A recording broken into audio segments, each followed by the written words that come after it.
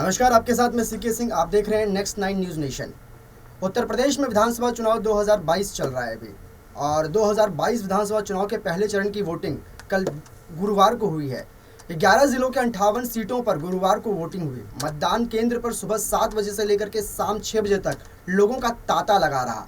लोगों में वोटिंग को लेकर के काफ़ी उत्साह देखा जा रहा है। युवा ही नहीं, बुजुर्ग वर्ग भी वोटिंग को लेकर के लंबी लंबी कतारों में लगे हुए हैं। साथ ही मतदान केंद्रों के बाहर लोगों की एक अलग ही हर्षोल्लास देखी जा रही थी, जिन्होंने चुनावी महोत्सव में हिस्सा लिया।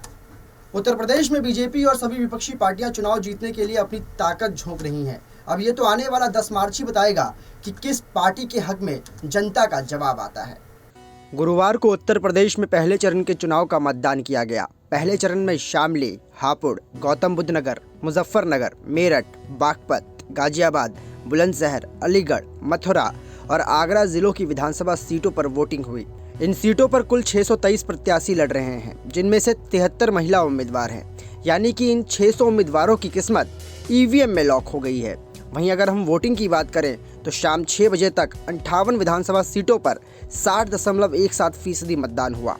सबसे ज़्यादा मतदान किराना में हुआ। किराना में 65.3% मतदान हुआ। सबसे कम वोटिंग साहिबाबाद में हुई, यहाँ 38% मतदान हुआ।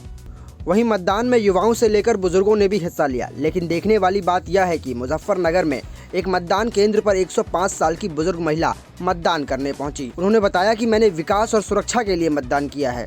अगर पिछले चुनाव के मतदान पर फोकस करें तो जिन 58 सीटों पर वोटिंग हुई, वहां पर बीजेपी अपने 2017 के प्रदर्शन को दोहराने की उम्मीद कर रही है, तो वहीं सपा आरएलडी अपने प्रदर्शन में सुधार लाने की आस में जुटी हुई है। विधानसभा चुनाव 2017 में बीजेपी को पहले चरण में शामिल 58 सीटों में से 53 सीट आई थी, जबकि समाजवादी पार्टी और बसपा को 2-2 सीटें मिली थी।